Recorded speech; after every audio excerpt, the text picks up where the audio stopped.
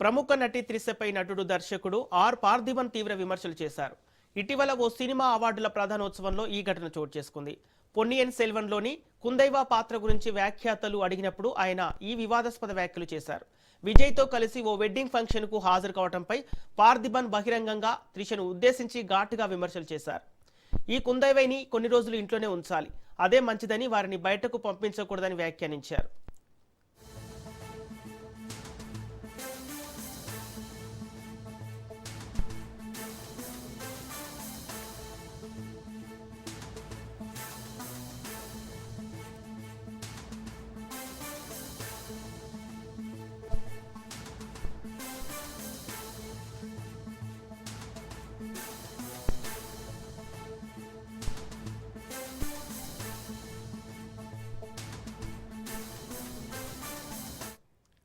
ఈ వ్యాఖ్యలపై త్రిష తన సోషల్ మీడియా ఖాతాలో పరోక్షంగా స్పందించారు. మైకు చేతిలో ఉందని చేసే ప్రతి వ్యాఖ్య తెలివైనదిగా లేదా సరదాగా మారదన్నారు. అలా మాట్లాడటం మూర్ఖత్వాన్ని గట్టిగా వినిపించడమే అవుతుందన్నారు. ఎవరి గురించి పూర్తిగా తెలియకుండా అసభ్యకరంగా మాట్లాడటం సరికాదు. ఆ వ్యక్తి గురించి కాకుండా మాట్లాడిన వారి సంస్కారం గురించి ఎక్కువగా చెబుతుందని ఆమె వ్యాఖ్యానించారు.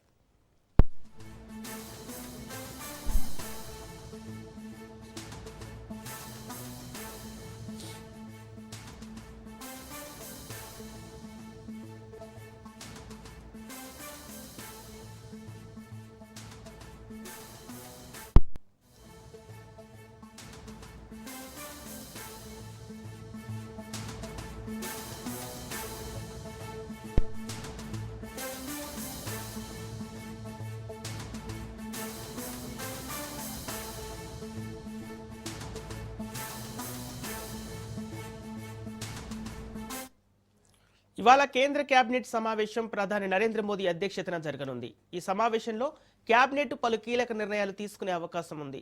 ప్రస్తుతం పశ్చిమాసియాలో నెలకొన్న ఉద్రిక్తత పరిస్థితుల ప్రభావం, ఇంధన భద్రత, మార్కెట్ ఒడిదుడుకులపై కేబినెట్లో చర్చించే అవకాశం ఉంది. ఇటీవల చమురు శుద్ధి కర్మాగారాలు ఎల్పీజీ ఉత్పత్తిని పెంచాలని ప్రభుత్వం ఆదేశించిన నేపథ్యంలో దానికి సంబంధించిన తదుపరి కార్యాచరణపై నిర్ణయాలు తీసుకోనుంది.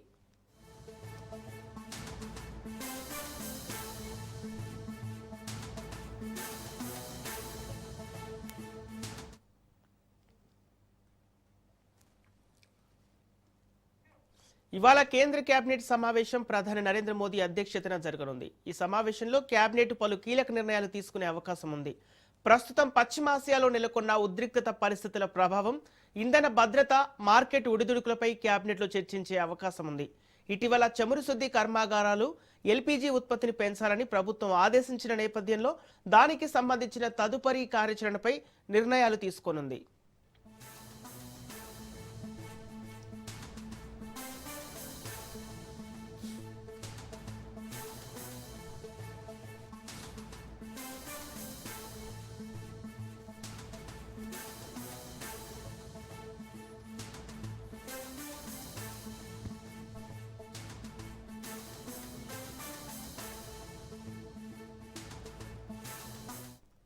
పశ్చిమ బెంగాల్లో అసెంబ్లీ ఎన్నికల నిర్వహణకు ఈసీ సన్నద్ధమవుతుంది. ఎన్నికల సన్నాహకాలను సమీక్షించేందుకు ప్రధాన ఎన్నికల కమిషనర్ జ్ఞానేష్ కుమార్, ఇద్దరు ఎన్నికల కమిషనర్లు రాష్ట్రంలో పర్యటించనున్నారు. ఎన్నికల నిర్వహణపై అధికారులతో సిఈసి బృందం సమావేశం కానుంది. పశ్చిమ బెంగాల్, తమిళనాడు, కేరళ, అస్సాం, పుదుచ్చేరి అసెంబ్లీల కాలపరిమితి మే, జూన్లో వేర్వేరు తేదీల్లో ముగియనుంది. దీంతో ఏప్రిల్లో ఎన్నికలు నిర్వహించాలనే ఆలోచనలో ఈసీ ఉంది. తొలుత పశ్చిమ బెంగాల్ ఎన్నికల సన్నాహకాలను సమీక్షించిన అనంతరం తగిన రాష్ట్రాలు, కేంద్రపాలిత ప్రాంతంలో ఈసీ టీం పర్యటించనుంది. ఎన్నికలు జరగాల్సిన రాష్ట్రాలు, పుదుచ్చేరి కేంద్రపాలిత ప్రాంతంలో ఇప్పటికే ఎస్ఐఆర్ ప్రక్రియ పూర్తి, తుది ఓటర్ల జాబితా విడుదలైంది. త్వరలోనే అసెంబ్లీ ఎన్నికల షెడ్యూల్ను ఎన్నికల కమిషన్ విడుదల చేసే అవకాశాలున్నాయి.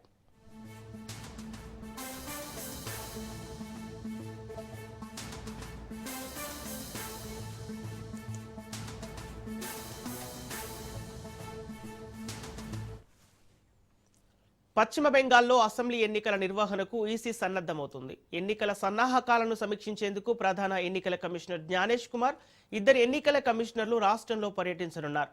ఎన్నికల నిర్వహణపై అధికారులతో సిఈసి బృందం సమావేశం కానుంది. పశ్చిమ బెంగాల్, తమిళనాడు, కేరళ, అస్సాం, పుదుచ్చేరి అసెంబ్లీల కాలపరిమితి మే, జూన్లో వేర్వేరు తేదీల్లో ముగియనుంది. దీంతో ఏప్రిల్లో ఎన్నికలు నిర్వహించాలనే ఆలోచనలో ఈసీ ఉంది. తొలుత పశ్చిమ బెంగాల్లో ఎన్నికల సన్నాహకాలను సమీక్షించిన అనంతరం మిగిలిన రాష్ట్రాలు కేంద్రపాలిత ప్రాంతంలో ఈసీ టీం పర్యటించనుంది. ఎన్నికలు జరగాల్సిన రాష్ట్రాలు పుదుచ్చేరి కేంద్రపాలిత ప్రాంతంలో ఇప్పటికే ఎస్ఐఆర్ ప్రక్రియ పూర్తయి తుది ఓటర్ల జాబితా విడుదలైంది. త్వరలోనే అసెంబ్లీ ఎన్నికల షెడ్యూల్ను ఎన్నికల కమిషన్ విడుదల చేసే అవకాశాలున్నాయి.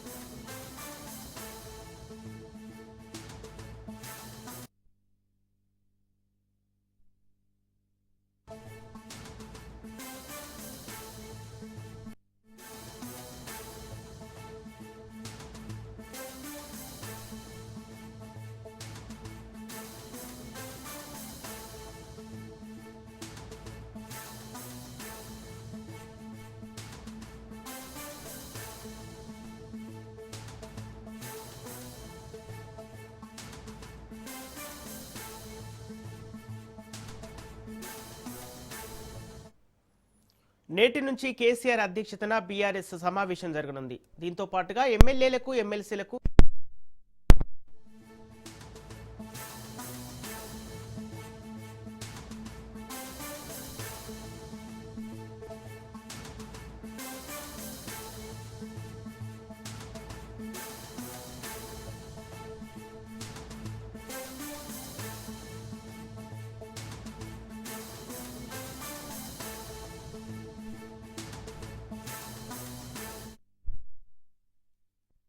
ఇజ్రాయెల్ యుద్ధం నేపథ్యంలో చమురు, గ్యాస్, నిత్యావసర వస్తువుల ధరలు భారీగా పెరుగుతున్నాయి. ఈ క్రమంలో గ్యాస్ సిలిండర్ల బ్లాక్ మార్కెటింగ్ నివారించడానికి, సిలిండర్లను న్యాయబద్ధంగా అందించడానికి భారత ప్రభుత్వం ఎల్పీజీ బుకింగ్ వ్యవధిని 21 రోజుల నుండి 25 రోజులకు పెంచుతూ కీలక నిర్ణయం తీసుకుంది.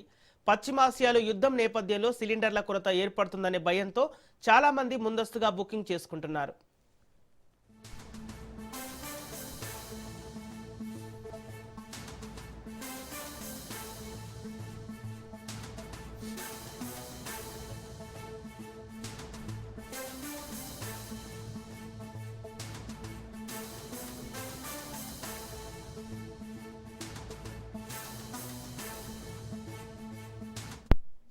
గతంలో సగటున 55 రోజులకు ఒకసారి సిలిండర్ బుక్ చేసుకునే వాళ్ళు ప్రస్తుతం 15 రోజులకే బుక్ చేస్తున్నారు. ఈ విషయం ప్రభుత్వం దృష్టికి రావడంతో ప్రభుత్వం బుకింగ్కు 21 రోజుల వ్యవధిని తీసుకొచ్చారు. తాజాగా దీనిని 25 రోజులకు పెంచారు. కమర్షియల్ వినియోగదారుల కంటే గృహ వినియోగదారులకే అధిక ప్రాధాన్యం ఇవ్వాలని గ్యాస్ కంపెనీలకు కేంద్ర ప్రభుత్వం సూచించింది.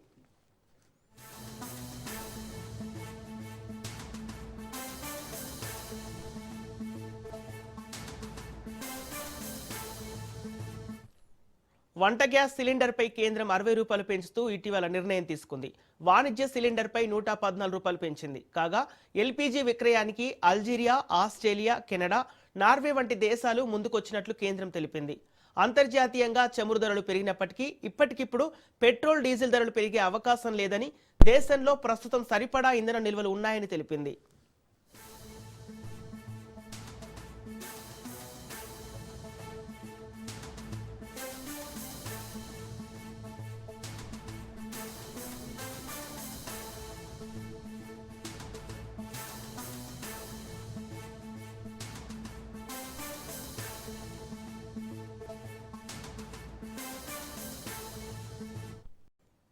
నేటి నుంచి కేసీఆర్ అధ్యక్షతన బీఆర్ఎస్ సమావేశం జరగనుంది. దీంతో పాటుగా ఎమ్మెల్యేలకు, ఎమ్మెల్సీలకు 2 రోజుల పాటు వర్క్షాప్ నిర్వహించేందుకు పార్టీ సిద్ధమవుతుంది. ఇవాళ గ్రేటర్ పరిధిలోని ఓ ప్రైవేట్ రిసార్ట్లో పార్టీ ఎమ్మెల్యేలు, ఎమ్మెల్సీలకు శిక్షణ ఇప్పించబోతుంది. అందుకు సబ్జెక్టు నిపుణులను సైతం ఎంపిక చేసినట్లు సమాచారం. జాతీయ, అంతర్జాతీయ సమకాలీన రాజకీయాలు, రాష్ట్ర రాజకీయాలపై శిక్షణ కార్యక్రమం ఉండబోతుంది. రాష్ట్ర ప్రభుత్వం, సీఎం అనుసరిస్తున్న విధానాలపై గలమెత్తేలా ఎమ్మెల్యేలకు, ఎమ్మెల్సీలకు శిక్షణ ఇవ్వాలని పార్టీ నిర్ణయం తీసుకున్నట్లు సమాచారం.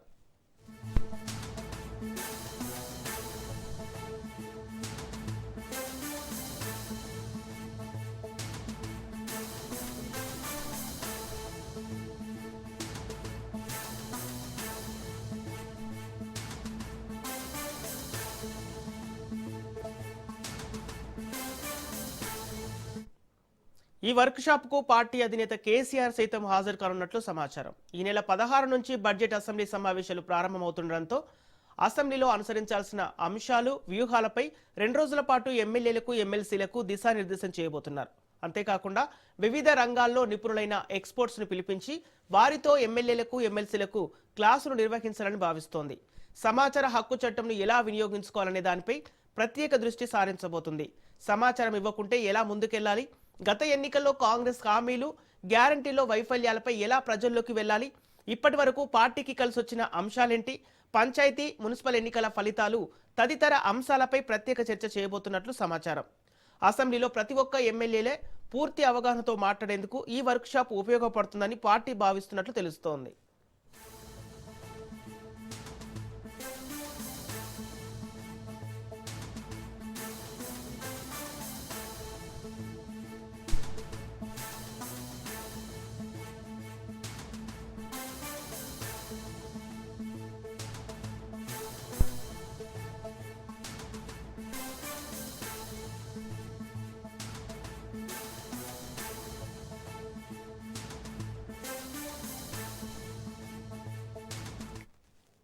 రాష్ట్ర ప్రభుత్వాన్ని అసెంబ్లీ వేదికగా బడ్జెట్ సమావేశాల్లో నిలదీయాలని, ఏ రంగాలకు ఎంత బడ్జెట్ పెడితే గత బడ్జెట్తో పోల్చి ఎలా మాట్లాడాలని దానిపై ఎమ్మెల్యేలకు, ఎమ్మెల్సీలకు అవగాహన కల్పించేలా ఈ వర్క్షాప్ ఉండబోతుందని కొందరు ఎమ్మెల్యేలు చెబుతున్నారు. బీసీ, ఎస్సీ, ఎస్టీ, మైనార్టీలకు, విద్యకు, వైద్యానికి ఇలా తదితర రంగాలకు బడ్జెట్ కేటాయింపులపైన గత బీఆర్ఎస్ ప్రభుత్వం కేటాయించిన నిధులను వివరించి ఎలా మాట్లాడి ప్రభుత్వాన్ని ఇరుకున పెట్టాలనే దానిపైన ఈ వర్క్షాప్ నిర్వహిస్తున్నట్లు సమాచారం. మొత్తానికి ఈ నెల 16 నుంచి జరగబోయే బడ్జెట్ సమావేశాల్లో ప్రతిపక్ష బీఆర్ఎస్ పార్టీ వ్యూహాలపై పూర్తిగా సన్నద్ధమయ్యేందుకు సిద్ధమవుతుంది. అసెంబ్లీ సాక్షిగా ప్రతి అంశాన్ని ప్రజల తరపున గట్టిగా మాట్లాడేందుకు బీఆర్ఎస్ సిద్ధమవుతోంది.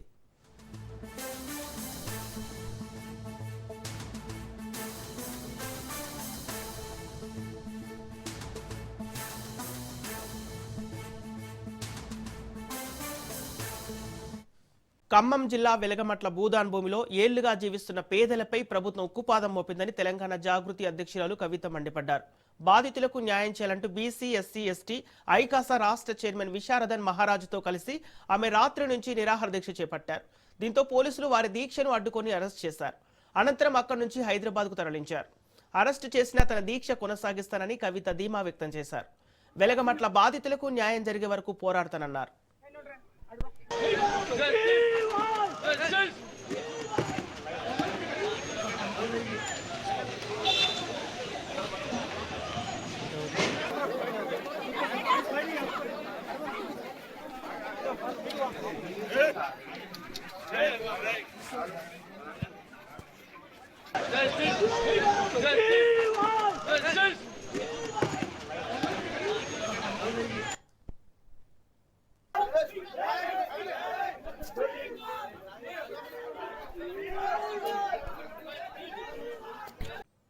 ప్రజలకు మెరుగైన సేవలు అందించడం ద్వారానే పోలీస్ శాఖకు గౌరవం పెరుగుతుందన్నారు సీఎం రేవంత్ రెడ్డి. కొత్త మార్గాల్లో నేరాలు జరుగుతున్నాయని, దీంతో పోలీసులకు సవాళ్లు ఎదురవుతున్నాయని తెలిపారు. మనకున్న రిసోర్సుల ద్వారా మాత్రమే టెక్నికల్ ఛాలెంజ్ను అధిగమించగలమన్నారు. పోలీసు అధికారుల రీట్రీట్ కార్యక్రమంలో సీఎం పాల్గొన్నారు. ఈ సందర్భంగా ఆయన మాట్లాడుతూ భౌతికంగా కనిపించిన నేరాలను కనిపెట్టడం సవాళ్లతో కూడుకున్నదని చెప్పారు. ప్రజలు సమస్య వచ్చినప్పుడు మొట్టమొదట పోలీసుల కోసం ఎదురు చూస్తారు.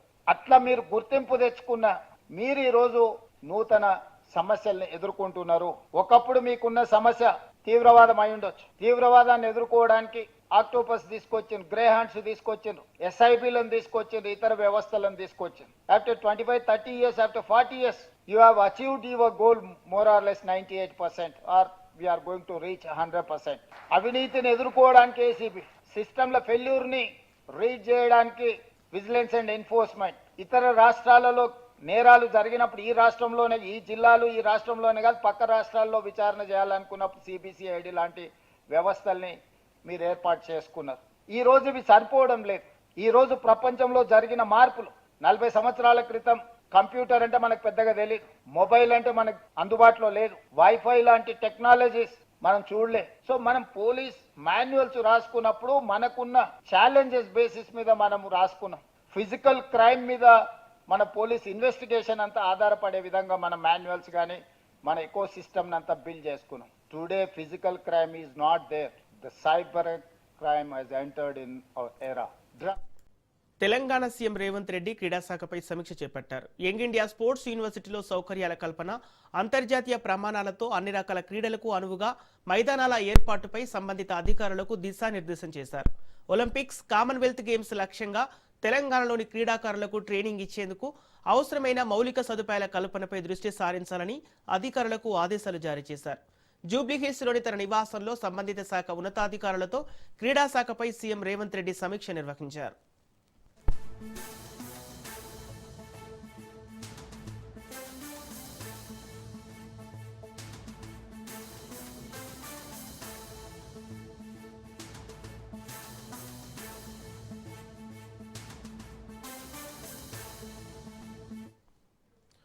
హైదరాబాద్ గచ్చిబౌలిలోని అవుట్డోర్ స్టేడియం పునరుద్ధరణతో పాటు indoor stadium, university complex, hostel భవనాలు, అన్ని రకాల క్రీడా మైదానాలు, శిక్షణకు అవసరమైన ఇతర సౌకర్యాలు ఉండేలా జాగ్రత్తలు తీసుకోవాలన్నారు. ఈ సందర్భంగా స్పోర్ట్స్ యూనివర్సిటీకి సంబంధించిన నిర్మాణాల డిజైన్లు పరిశీలించి పలు సూచనలు చేశారు.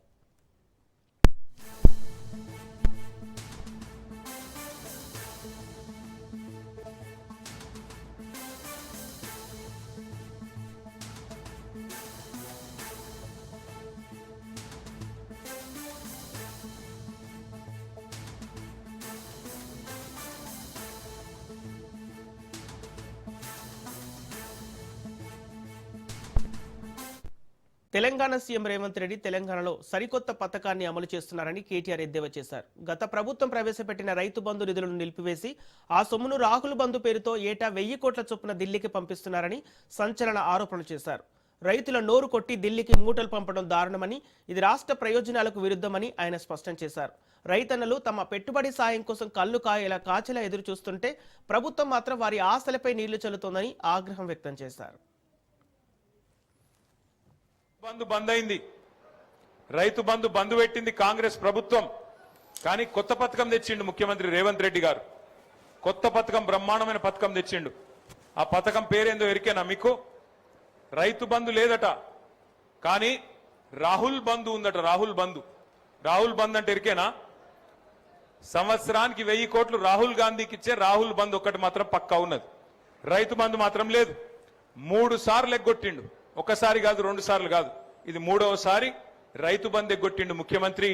రాహుల్ బంధు అనే పథకం పెట్టి ఆ రాహుల్ బంధు పథకం కింద ఆయన సీటు కాపాడుకునేందుకు గాంధీ కుటుంబానికి, రాహుల్ గాంధీకి పైసలు కమ్మి పడ్డాయట.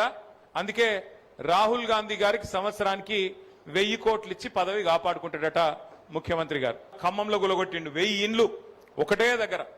12 ఏళ్ల కిందట పైసా కూడబెట్టి గరీబోళ్ళు కట్టుకుంటే వాళ్లకు శత్రు దేశం మీదకి దండయాత్రకు పోయినట్టు 1000 మంది పోలీసోళ్ళు, 3000 మంది పోలీసోళ్ళు తెల్లారి 3 గొట్టంగా పోయి ఆ మొత్తం ఇండ్లను నేలమట్టం చేసి ఒక బాంబు పడితే కదా ఎట్లయితే మొత్తం ఎక్కడికెక్కడ ఛిద్రమైపోతుందో, శిథిలమైపోతుందో, ఖమ్మం పక్కన ఉండే వెలుగుమట్ల అనే ప్రాంతంలో ఆ పరిస్థితుల్లో చిన్నాభిన్నం చేసి పేదల జీవితాల్ని రోడ్డున బాడేసింది కాంగ్రెస్ ప్రభుత్వం. మనకు చాలా ఆర్థిక కష్టాలు ఉన్నాయని మరి నేను అడుగుతున్నా ముఖ్యమంత్రి గారు, ఆర్థిక కష్టాలున్న మాట నిజమే అయితే మింగ మెతుకులేదు, మీసాలకు సంపెంగ నూనె పెట్టినట్టు వెనకటికి ఎవడో మింగేతందుకు మెతుకులేదట, కానీ మీసాలకు మాత్రం సంపెంగ నూనె కావన్నట. మరి నువ్వే చెప్పబడుతుంది ఆర్థిక పరిస్థితి మంచిగా లేదు, ఇది బాగలేదు, అది బాగలేదని. మరి నీ ముఖానికి ఆ 1,50,000 కోట్లతో మూసీ సుందరీకరణ ఎవడు చేయమన్నాడు నిన్ను? నీకు మూసీ సుందరీకరణ మీదకి లోట్లేసిండ్రా. 6 గ్యారంటీలని నువ్వు కళ్ళబొల్లి కబుర్లు చెప్తే 10,000 కాదు 15,000 ఇస్తాను రైతులకు చెప్తే, నెలకు 2,500 రూపాయలు మహిళలకు ఇస్తానని చెప్తే, ముసలోళ్లకు 4,000 రూపాయల పెన్షన్ ఇస్తానని చెప్తే, యువకులకు 2 లక్షల ఉద్యోగాలు మొదటి సంవత్సరంలో ఇస్తానని చెప్పి నీ రాహుల్ గాంధీ చెప్తే, ఒక్కొక్క చదువుకునే పిల్లగానికి విద్యా భరోసా కార్డు 5 లక్షల రూపాయలు క్రెడిట్ కార్డులు ఇస్తానని చెప్తే, చదువుకునే ఆడపిల్లలకు బ్రహ్మాండంగా స్కూటీలు ఇస్తానని చెప్తే ఇవన్నీ నమ్మిండ్రు. గ్రామాల అభివృద్ధి రాష్ట్ర అభివృద్ధికి బాట అని మంత్రి సీతక్క అన్నారు. సచివాలయంలో పంచాయతీరాజ్ గ్రామీణ అభివృద్ధి శాఖపై మంత్రి సీతక్క సమీక్ష సమావేశం నిర్వహించారు. సమీక్షా సమావేశంలో స్పెషల్ సిఎస్ సంజయ్ కుమార్, అన్ని విభాగాల హెచ్ఓడీలు హాజరయ్యారు. ఈ ఏడాది బడ్జెట్ వినియోగం, వచ్చే ఏడాది బడ్జెట్ ప్రతిపాదనలపై చర్చించారు. పంచాయతీరాజ్ గ్రామీణ అభివృద్ధి వ్యవస్థ బలోపేతానికి ప్రభుత్వం కట్టుబడి ఉందని మంత్రి సీతక్క స్పష్టం చేశారు.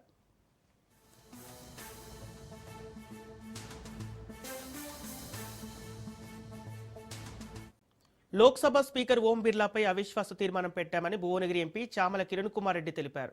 ప్రతిపక్ష పార్టీలను, ఎంపీలను లోక్సభలో ప్రధాన ప్రతిపక్ష నేత రాహుల్ గాంధీని మాట్లాడనీయకుండా స్పీకర్ అడ్డుకుంటున్నారని ధ్వజమెత్తారు. బీజేపీ ఎంపీలు, ఎన్డీఏ ఎంపీలకు లోక్సభ స్పీకర్ ప్రాధాన్యమిస్తున్నామన్నారు.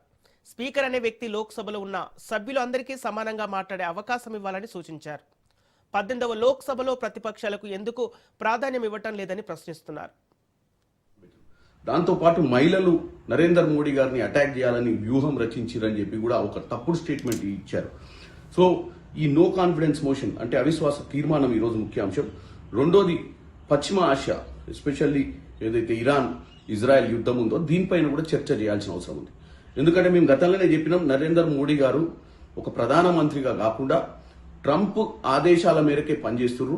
ఎందుకంటే ఏదైతే చట్టాలు ఇది ఎక్స్పోర్ట్స్ కి సంబంధించి అంటే ఇంపోర్ట్స్ కి సంబంధించి ఏదైతే దిగుమతులు అమెరికా నుంచి చేస్తున్నటువంటి దిగుమతులపై సుంకాలను విధించే విధము ట్రంపే వైట్ హౌస్ నుంచి డిక్లేర్ చేయడం, అంటే మన దగ్గర చర్చ చేయాల్సిన అంశాలను కూడా వైట్ హౌస్ లో డిక్లేర్ చేస్తున్నారు. అంటే ఏ విధంగా ఈ యొక్క ప్రధానమంత్రి ట్రంప్ చేతిలోకి వెళ్లి ట్రంప్ దగ్గర కాంప్రమైజ్ కావాల్సిన అవసరం ఎందుకు వచ్చింది అనేది కూడా చర్చ చేయాల్సిన అవసరం ఉంది.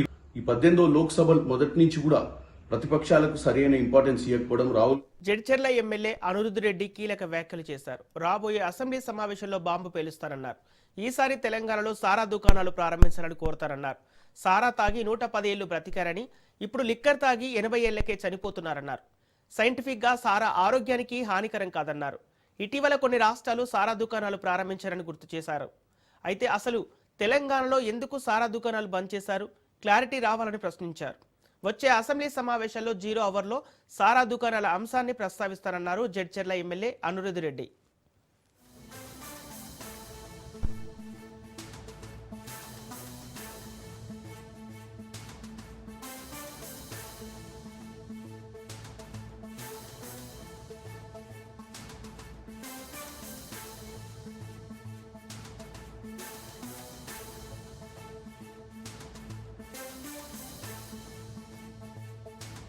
హైదరాబాద్ హయత్ నగర్ లోని మహవీర్ హరిణ వనస్థలి జాతీయ పార్కులోని అనన్య రిసార్ట్ ను మంత్రి కొండా సురేఖ ఆకస్మికంగా తనిఖీ చేశారు. రిసార్ట్ నిర్వహణలో అనేక అవకతవకలు జరుగుతున్నాయని ఫిర్యాదులు రావడంతో అధికారులతో కలిసి ఆమె తనిఖీలు నిర్వహించారు. రిసార్ట్లో సందర్శకులకు కనీస వసతులు కూడా సక్రమంగా అందించడం లేదని మంత్రి ఆగ్రహం వ్యక్తం చేశారు. టాయిలెట్స్, స్విమ్మింగ్ పూల్స్, కాటేజీలు, కిచెన్ తదితర విభాగాల్లో నిర్వహణ చాలా నిర్లక్ష్యంగా ఉందని గుర్తు చేశారు. పర్యాటకులు, కుటుంబాలతో వచ్చే సందర్శకులకు ఇబ్బందులు కలిగే పరిస్థితులు ఉండటం ఆందోళనకరమని తెలిపారు.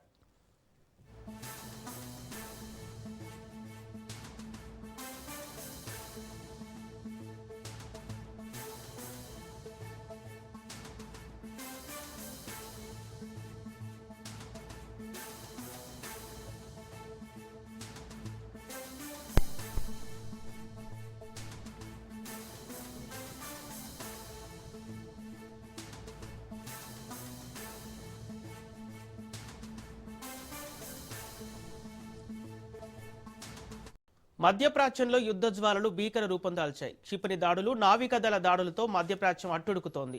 ఇరాన్పై అమెరికా, ఇజ్రాయెల్ మరింత దూకుడు పెంచడంతో టెహ్రాన్పై అగ్నిగుండంగా మారింది. ఇరాన్ కూడా దాడులను తీవ్రతరం చేసింది. ఈ క్రమంలోనే ఇరాన్ తదుపరి సుప్రీం లీడర్ ఎంపిక పూర్తయింది. అయతుల్లా అలీ ఖమేనీ రెండో కుమారుడు మొజ్తబా ఖమేనీ ఎన్నికైనట్లు ఇరాన్ అధికారికంగా ప్రకటించింది. ఈ నేపథ్యంలో ఇరాన్ కొత్త సుప్రీం లీడర్పై అమెరికా అధ్యక్షుడు డొనాల్డ్ ట్రంప్ సీరియస్గా రియాక్ట్ అయ్యారు. తమ అప్రూవల్ లేనిదే ఇరాన్లో ఏ నాయకుడు ఎక్కువ కాలం పవర్లో ఉండలేడని ట్రంప్ స్ట్రాంగ్ వార్నింగ్ ఇచ్చారు. మొజ్తబా ఖమేనీ ఎంపిక విషయంలో ఇరాన్ పెద్ద తప్పు చేసిందన్నారు. మొజ్తబా ఖమేనీ ఎంపిక సరైన నిర్ణయం కాదని ట్రంప్ స్పష్టం చేశారు.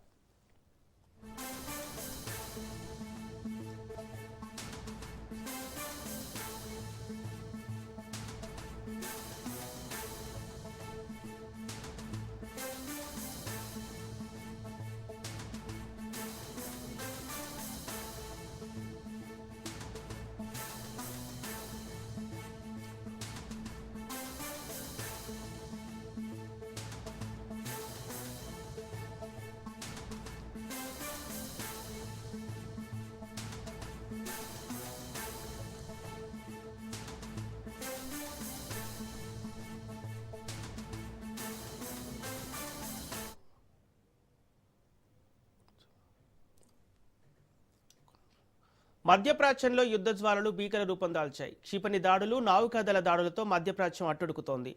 ఇరాన్పై అమెరికా, ఇజ్రాయెల్ మరింత దూకుడు పెంచడంతో టెహ్రాన్పై అగ్నిగుండంగా మారింది. ఇరాన్ కూడా దాడులను తీవ్రతరం చేసింది. ఈ క్రమంలోనే ఇరాన్ తదుపరి సుప్రీం లీడర్ ఎంపిక పూర్తయింది. అయతుల్లా అలీ ఖమేనీ రెండో కుమారుడు ముజ్తబా ఖమేనీ ఎన్నికైనట్లు ఇరాన్ అధికారికంగా ప్రకటించింది. ఈ నేపథ్యంలో ఇరాన్ కొత్త సుప్రీం లీడర్పై అమెరికా అధ్యక్షుడు డొనాల్డ్ ట్రంప్ సీరియస్గా రియాక్ట్ అయ్యారు. తమ అప్రూవల్ లేనిదే ఇరాన్లో ఏ నాయకుడు ఎక్కువ కాలం పవర్లో ఉండలేడని ట్రంప్ స్ట్రాంగ్ వార్నింగ్ ఇచ్చారు. ముజ్తబా ఖమేనీ ఎంపిక విషయంలో ఇరాన్ పెద్ద తప్పు చేసిందన్నారు. ముజ్తబా ఖమేనీ ఎంపిక సరైన నిర్ణయం కాదని ట్రంప్ స్పష్టం చేశారు.